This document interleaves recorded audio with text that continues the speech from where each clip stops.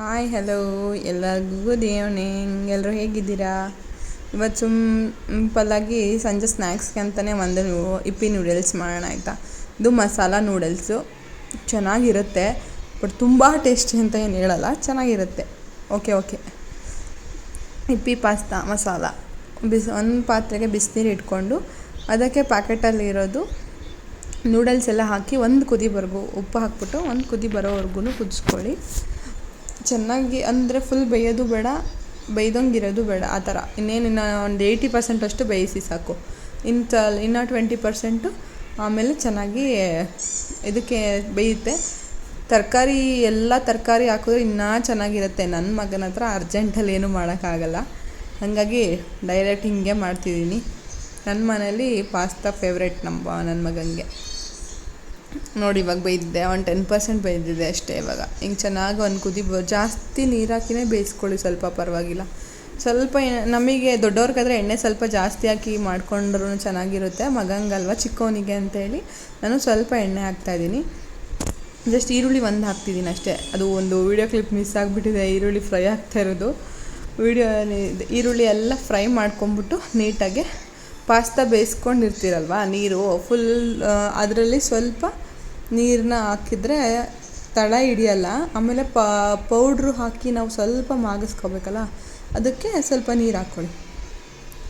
Pasta ಬೇಯಿಸಿರೋ ನೀರು ಹಾಕಿದ್ರೆ ಚೆನ್ನಾಗಿರುತ್ತೆ. ನಾನು ಸ್ವಲ್ಪ ಕಮ್ಮಿ ನೀರು ಹಾಕಿದ್ರಿಂದ ಎಕ್ಸ್ಟ್ರಾ ನೀರು ಹಾಕೋತಾ ಇದ್ದೀನಿ ಅಷ್ಟೇ. ನೀವು ಸ್ವಲ್ಪ ಜಾಸ್ತಿ ನೀರು ಹಾಕಿದ್ರೆ ಬೇಯಿಸ್ಕೊಳ್ಳಿ, ತೊಂದರೆ ಇಲ್ಲ. ಸ್ವಲ್ಪ ಅದು ಲಾಸ್ಟಿಗೆ ಬೇಯ್ತಾ ಎಲ್ಲ ಗಟ್ಟಿಯಾಗಿ ತಳ ಹಿಡಿದ್ಬಿಡುತ್ತೆ. ಇವಾಗ ಅದ್ರ ಪ್ಯಾಕೆಟಲ್ಲಿ ಇದ್ದಿದ್ದು ಪಾಸ್ತಾ ಪೌಡ್ರ್ ಹಾಕಿದ್ದೀನಿ. ಬಿಸಿ ನೀರಿಗೆ ಹಾಕಿದ್ರೆ ಗಂಟಾಗಲ್ಲ, ಕುದಿಯೋ ನೀರಿಗೆ ಹಾಕಿದ್ರೆ. ಹಂಗೆ ಡೈರೆಕ್ಟ್ ಹಾಕಿದ್ರೇ ಗಂಟಾಗುತ್ತೆ. ಪಾಸ್ತಾ ಹಾಕಿ ಆಮೇಲೆ ಹಾಕಿದ್ರೆ ಚೆನ್ನಾಗಿ ಟೇಸ್ಟ್ ಸಿಗಲ್ಲ. ಇದನ್ನು ಚೆನ್ನಾಗಿ ಈ ಥರ ಎಲ್ಲ ಮಿಕ್ಸ್ ಮಾಡಿಕೊಂಡು ಒಂದು ಕುದಿ ಬರೋವರೆಗೂ ಚೆನ್ನಾಗಿ ಕುದಿಸ್ಕೋಬೇಕು. ನೋಡಿ ಇವಾಗ ಕುದೀತಿದೆ, ಚೆನ್ನಾಗಿ ಕುದೀತಾ ಇರೋದಕ್ಕೆ ನಿಮಗೆ ಖಾರ ಬೇಕಂದರೆ ಇನ್ನೊಂದು ಸ್ವಲ್ಪ ಹಾಕ್ಕೋಬೋದು. ಇದು ಇದರಲ್ಲಿ ಟೇಸ್ಟ್ ನೋಡ್ಕೊಳ್ಳಿ ಆಯಿತಾ. ಇವಾಗ ಬೇಯಿಸಿಟ್ಕೊಂಡಿರೋ ಪಾಸ್ತಾನ ಹಾಕೋಣ. ಹೆಂಗೆ ತರಕಾರಿ ಹಾಕಿದ್ರೆ ಇನ್ನೂ ಚೆನ್ನಾಗಿರುತ್ತೆ. ಮಕ್ಕಳಿಗಲ್ವಾ, ಕೇಳಿದ ತಕ್ಷಣ ಬೇಕಂದರೆ ಮಾಡಿಕೊಟ್ಬಿಡ್ಬೋದು 5 ನಿಮಿಷಕ್ಕೆ. ಪಾಸ್ತಾ ಎಲ್ಲ ಮನೇಲೇ ವೈಟ್ ಸಾಸ್ ಪಾಸ್ತಾ ಎಲ್ಲ ಅದು ಇದು ಮನೇಲೇ ಮಾಡ್ಕೋಬೋದು. ಬಟ್ ಮಕ್ಕಳಿಗೆ ದಿಢೀರಂತ ನೆನಪಾಗಿ ಬೇಗ ಅರ್ಜೆಂಟಲ್ಲಿ 5 ನಿಮಿಷಕ್ಕೆ ಮಾಡ್ಬೋದು ಅಂದರೆ ಏನೂ ಮಾಡೋಕ್ಕಾಗಲ್ಲ. ಇನ್ಸ್ಟಂಟ್ ಪಾಸ್ತಾನೇ ತೊಗೊಂಡ್ರೆ ಚೆನ್ನಾಗಿರುತ್ತೆ. ಅಷ್ಟೊಂದು ಟೈಮ್ ಇರಲ್ಲ ಮಾಡೋಕ್ಕೆ.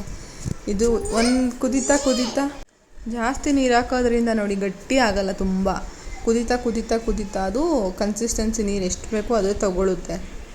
ಅದು ತಣ್ಣಗಾಗ್ತಾ ಗಟ್ಟಿ ಆಗ್ತಾ ಹೋಗುತ್ತೆ. ನೋಡಿ ಎಲ್ಲ ಫುಲ್ ಎಷ್ಟೋ ನೀರು ಹಾಕಿದ್ದೆ, ಎಲ್ಲ ಗಟ್ಟಿ ಆಗ್ತಾ ಇದೆ. ಅದು ಗಟ್ಟಿ ಆಗ್ತಾ ಫುಲ್ ತಳ ಹಿಡ್ಬಿಟ್ಟು ಪಾಸ್ತಾ ಟೇಸ್ಟೇ ಹೋಗ್ಬಿಡುತ್ತೆ. ಚೆನ್ನಾಗಾಗುತ್ತೆ. ಸಂಜೆ ಟೈಮಿಗೆ ಸಖತ್ತಾಗಿರುತ್ತೆ. ನೋಡಿ ಟ್ರೈ ಮಾಡಿ ಮನೇಲಿ ನೀವು ಒಂದು ಸಲ ಮಾಡ್ಕೊಳ್ಳಿ. ನೋಡಿ ಇವಾಗ ಎಷ್ಟೊಂದು ನೀರು ಹಾಕಿದ್ವಿ, ಸ್ವಲ್ಪನೂ ನೀರಿಲ್ಲ ಇವಾಗ. ನೋಡಿ ಎಷ್ಟು ಗಟ್ಟಿಯಾಗಿದೆ ಅಂತ. ನೀವು ಮನೇಲಿ ಮಾಡಿ ತಿನ್ನಿ, ಚೆನ್ನಾಗಿರುತ್ತೆ. ಮಕ್ಕಳಿಗೆ ಮಾಡಿಕೊಡಿ, ಟ್ರೈ ಮಾಡಿ ಹೇಗಿತ್ತು ಅಂತ ಕಮೆಂಟ್ ಮಾಡಿ. Thank you for watching. Subscribe ಮಾಡಿ, ಎಲ್ಲ ಲೈಕ್ ಮಾಡಿ, ವಿಡಿಯೋ ನೋಡಿ. Thank you, bye. Have a good day.